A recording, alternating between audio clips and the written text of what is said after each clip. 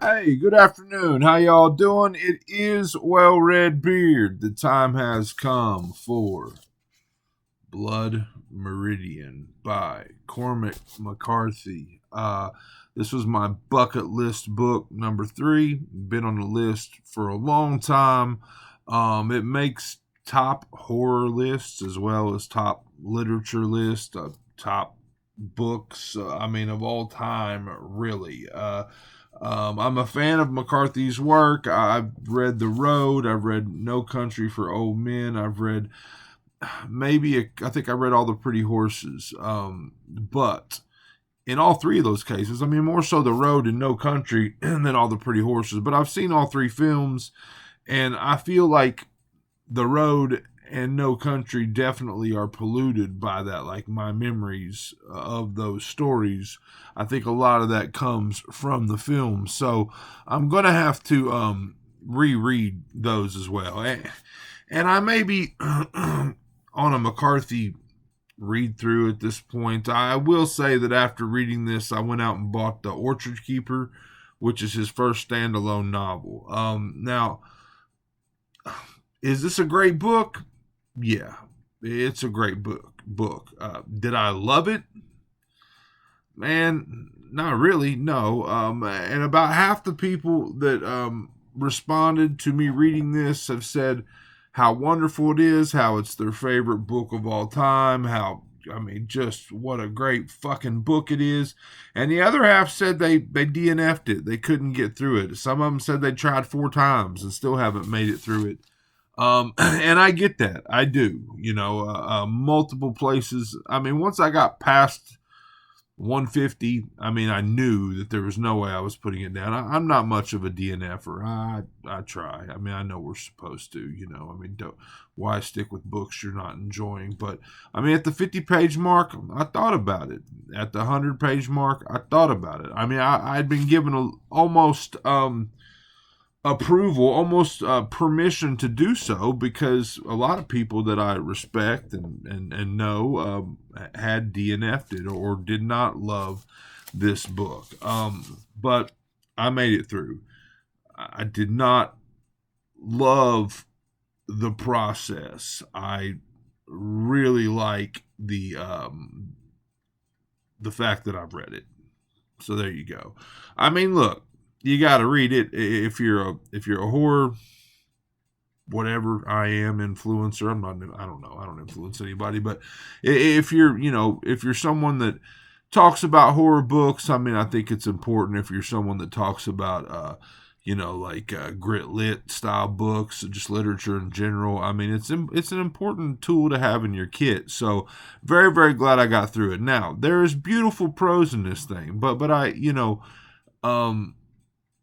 can see where some people wouldn't see it as being like crazy beautiful like I do, but there's beautiful prose in this thing, but there's 350 pages of it, and sometimes it was a slog. There's it's a fine line. I want to say it's right there 50-50 between beautiful prose and sloggy periods in the book that you're kind of like I don't need 350 pages to know that Cormac McCarthy, writes things beautifully and strangely and thinks of things in ways that most people don't. It's right there on the cover. The evening redness in the west. What a beautiful way to describe a sunset. Then I know that Blood Meridian, while it can speak of a sunset, there's also a another interpretation there. I'm not going to really go into that right here, but the evening redness in the west. What a great way to put that. There's a couple of times in here. I tweeted about it, but there's one point in here where he talks about the sunset and calls it the failing of the day. Maybe 10 or 20 pages later, he's doing it again, and he calls it the demise of the day. Just come on, just great shit in here. But it was a slog. I'm not going to lie to you. There's one quote in here that I absolutely loved. I may circle back to that because I don't think I can find it right off the. Here we go. I did find it. But so look, deep themes of evil, deep themes of men and the evil that they are capable of. Themes of war. Uh, we live in this world that's, a bit cushy, right?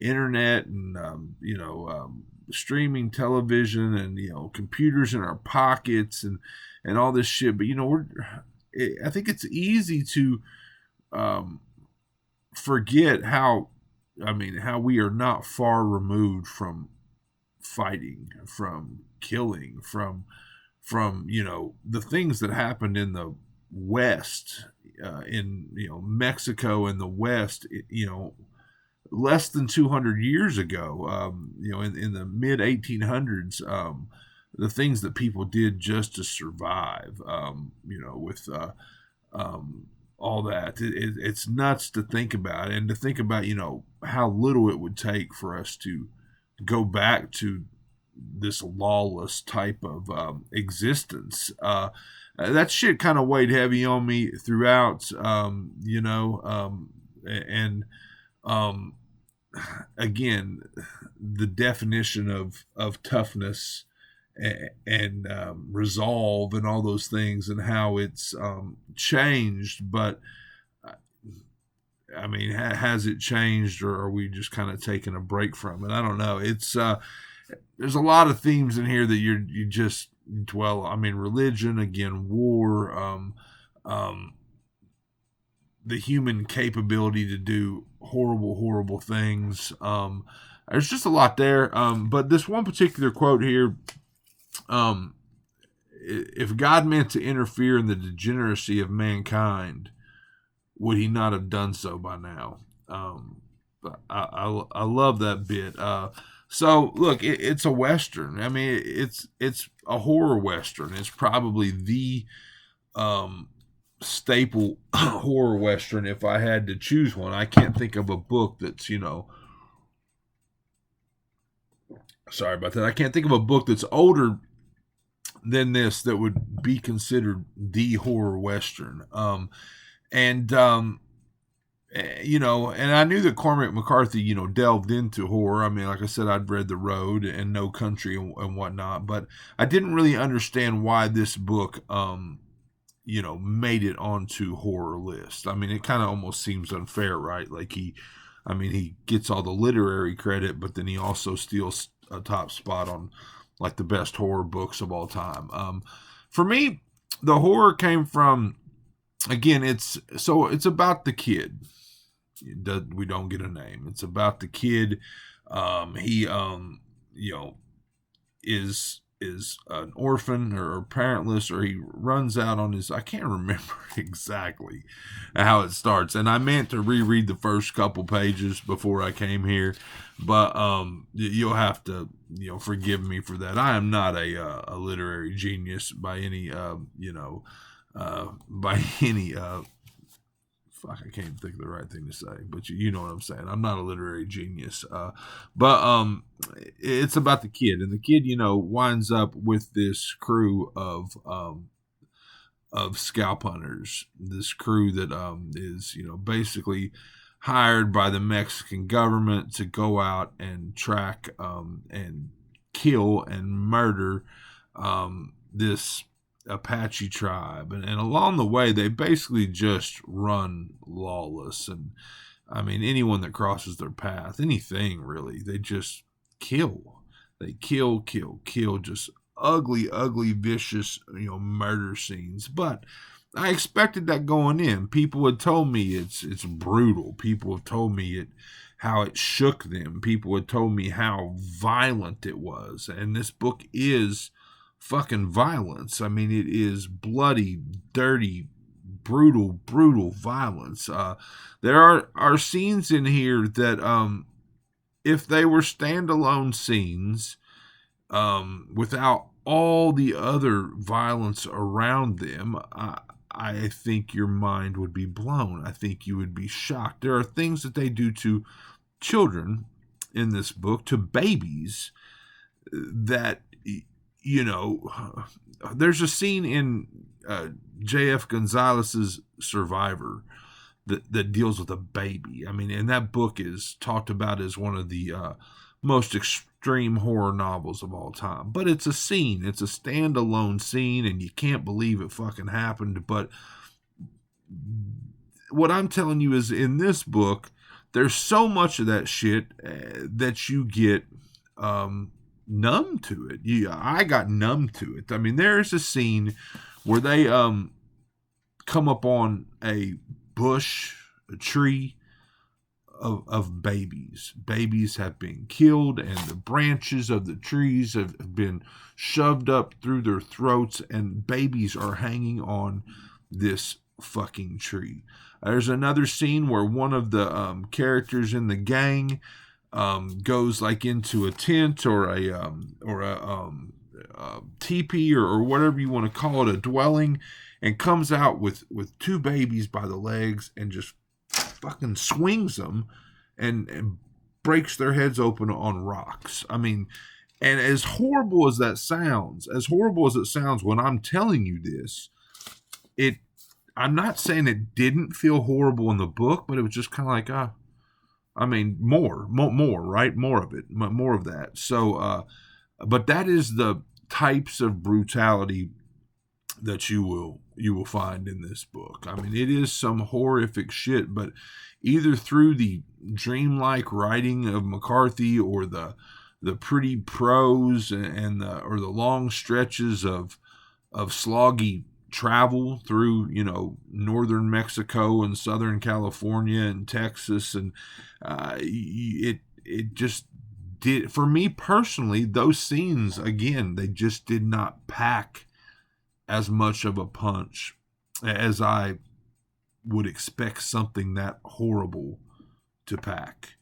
I did a little bit of research about it. I found that this is a lot of this is true. A lot of this came from a guy named Samuel Chamberlain. He wrote a book called My Confession. It came out like in 1950s.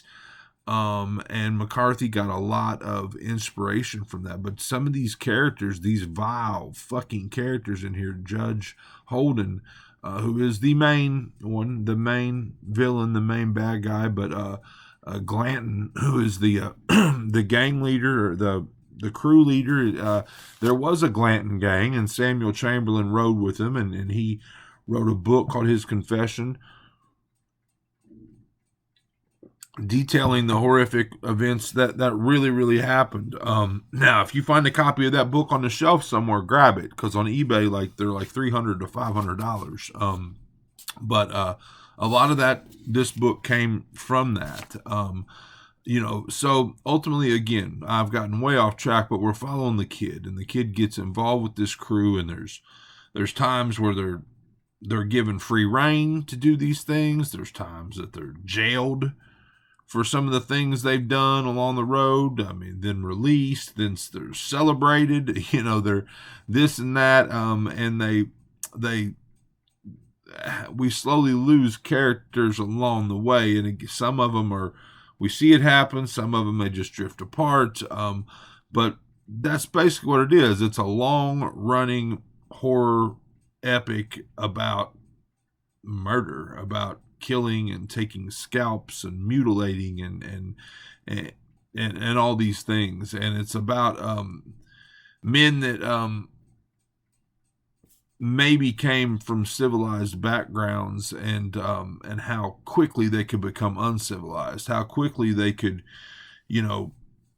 regress into caveman savage type behavior.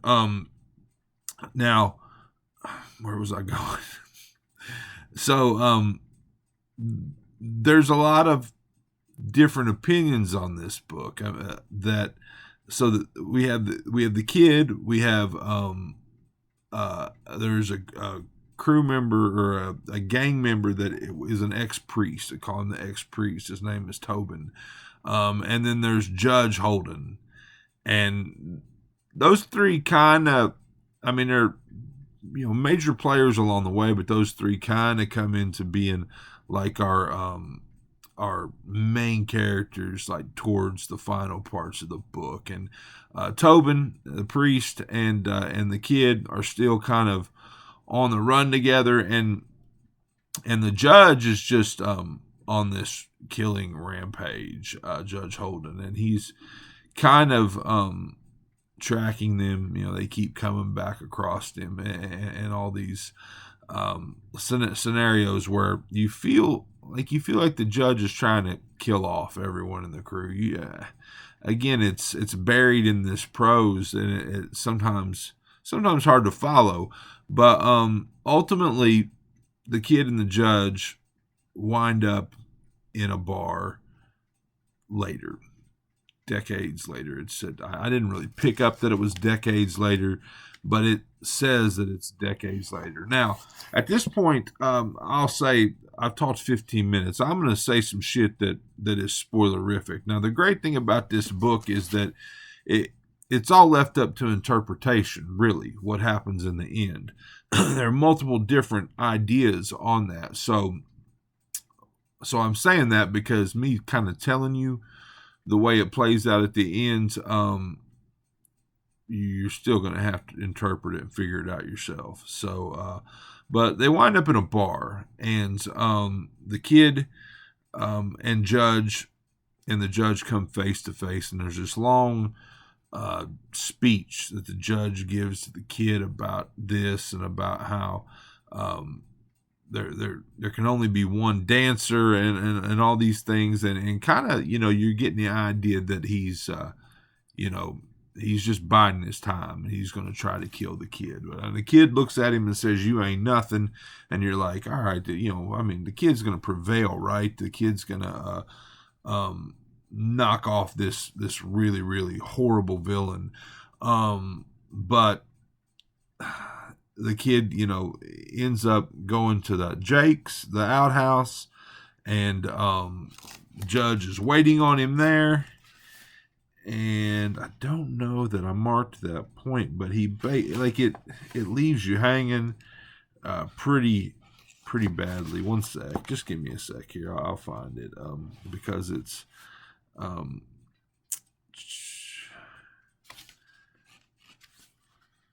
right here. Yeah, so he's going to the bathroom. The judge was seated upon the closet.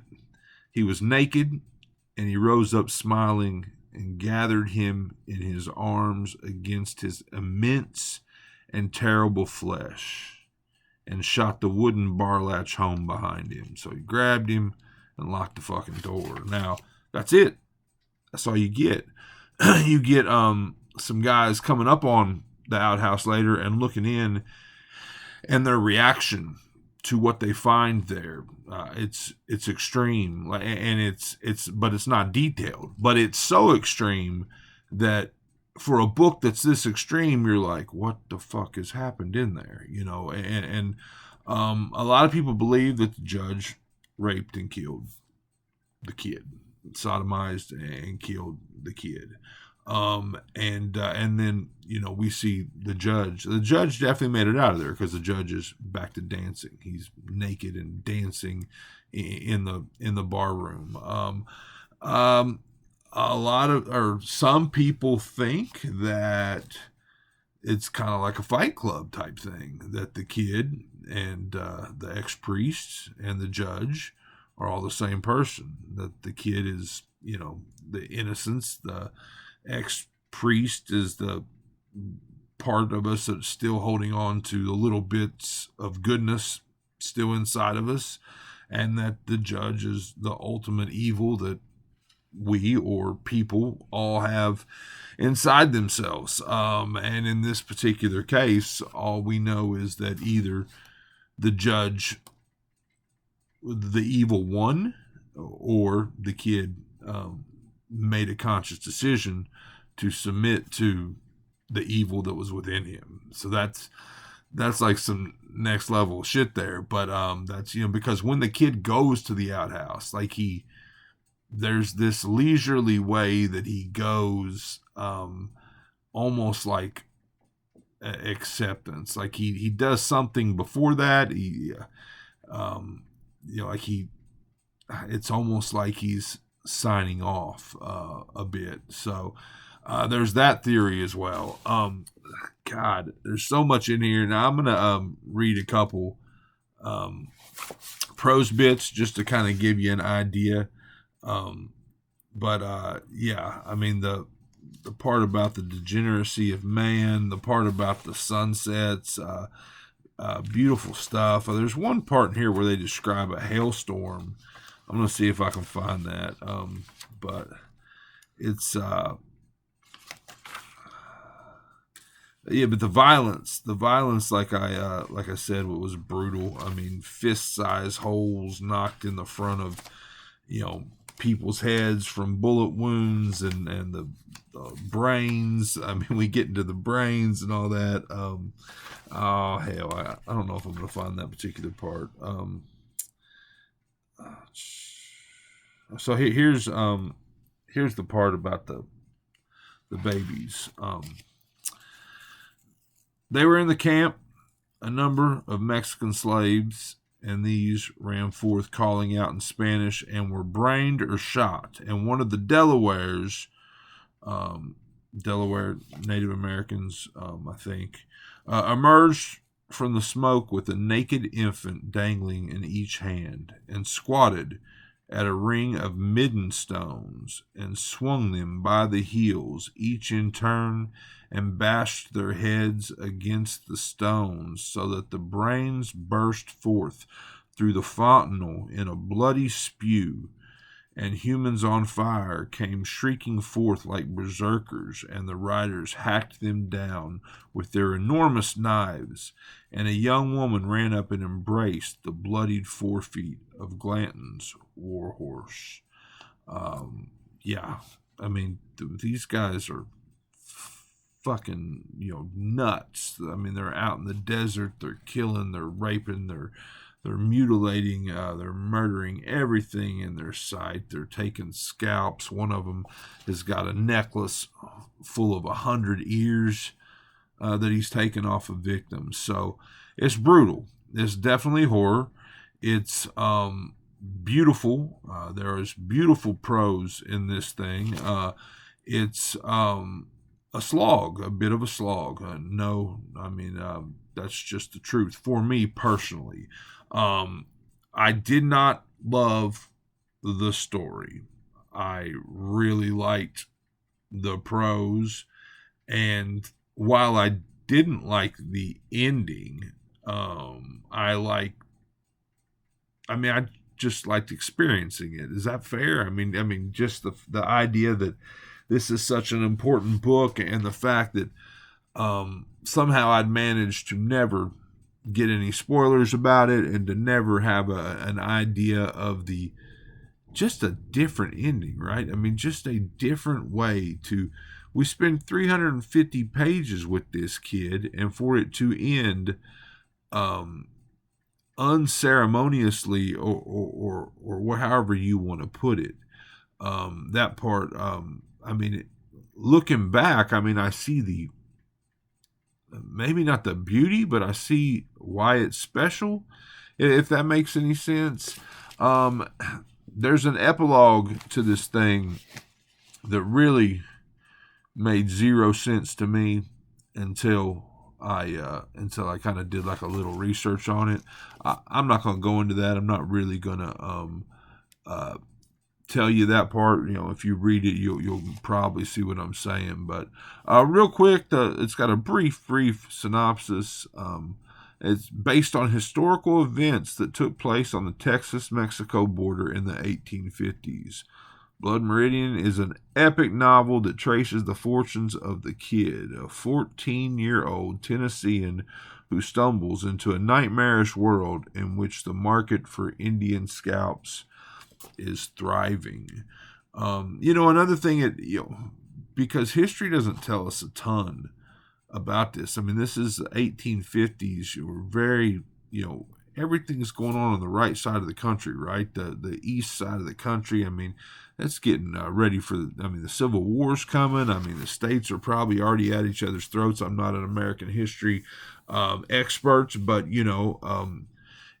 it just feels like we've coming up. I mean, I saw pictures of the Wild West. I mean, I've heard cowboy stories. I've heard the classic cowboy versus Native American type stuff. But I don't think you've ever. I mean, it was almost like apocalyptic. I mean, the scenes in this book, they're, I mean, just again, lawlessness, the brutality. I mean, it's like everybody's focused over here on the right side on the states and the upcoming Civil War and all of those things, and out west and across around the Mexico border, things were just fucking insane. So that's it. Ranking.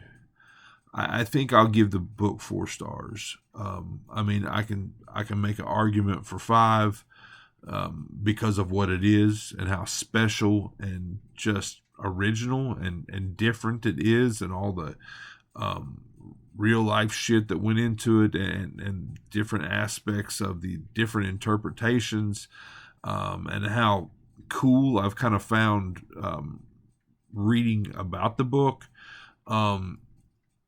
I can make an argument for it being less. I mean, ultimately, like I said, I did not love the story, and it was sloggy at times. So I can make an argument for 2 stars, but I won't. I think I'll call it 4. I mean, it's not in my top 10 books. I will say that it's not in my top 10 books of all time. I don't even know if it's in my top 10 horror books.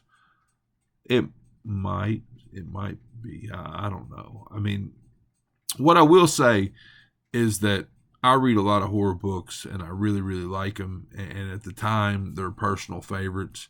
But 5 years later, I don't remember shit about them. This one will not be that way. I mean, I will remember this, and in conversation. I mean, I would say that it's probably a book that I'll talk about a lot in the future. So, Cormac McCarthy, Blood Meridian, or The Evening Redness in the West. Yeah, I enjoyed it. I'll give it 4 stars. Like I said, I got the Orchard Keeper, and I might try to do like a read through of McCarthy's work. I'm doing that with Robert McCammon now, so we'll see. I like to start these projects, and I rarely stick with them. But the Orchard Keeper's on the way to me. I've got Outer Dark sitting over there. Like I said, I've read 3 or 4. I'll probably do the standalone novels. I don't really feel like, from what I know about All the Pretty Horses and The Crossing and what's the City on the Plains, I don't really want to dive into a 3-book series, but I'm going to try to hit the standalone stuff and see what happens. But Cormac McCarthy, Blood Meridian. This is Well Red Beard. This has been my my review bucket list book number 3. I hope you enjoyed it. I hope you're enjoying all your books. God damn it, all of them as much as I am. If not, you are reading the wrong damn books.